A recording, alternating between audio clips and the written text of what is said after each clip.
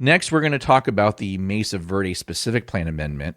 So a draft of the Mesa Verde subsequent EIR, Environmental Impact Report, was made available for public review from July 11th to August 25th, which is the required 45-day period. Comments on the EIR are being currently reviewed, and responses are being prepared for the final EIR.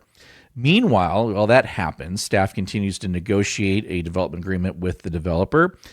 There's submittals that they are having to make, and we're making comments on them. So we're sending those back and forth with comments. So site plans for implementing projects is what we're talking about there.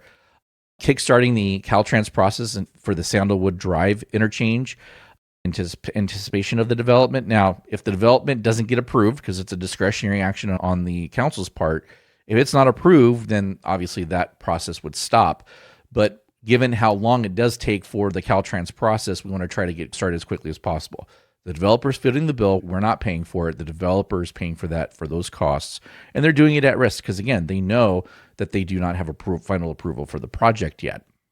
And we also are developing conditions of approval. For a project this size, those can be quite lengthy and complex. So it's a very complex and large project. So there's going to be a lot of conditions of approval because it's going to also cover a long period of time.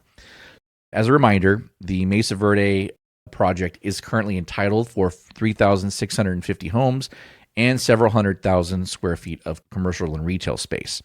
This amendment that is being processed and proposed by the developer would keep the same number of homes, and they actually can't lower it because of state law, but it would add 4.2 million square feet of industrial space.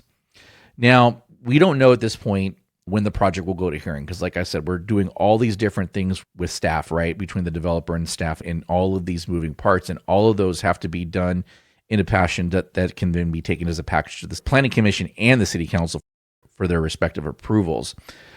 There will be a public notice sent out both for the Planning Commission and City Council hearings. And I'll also keep you updated on that on this podcast as well.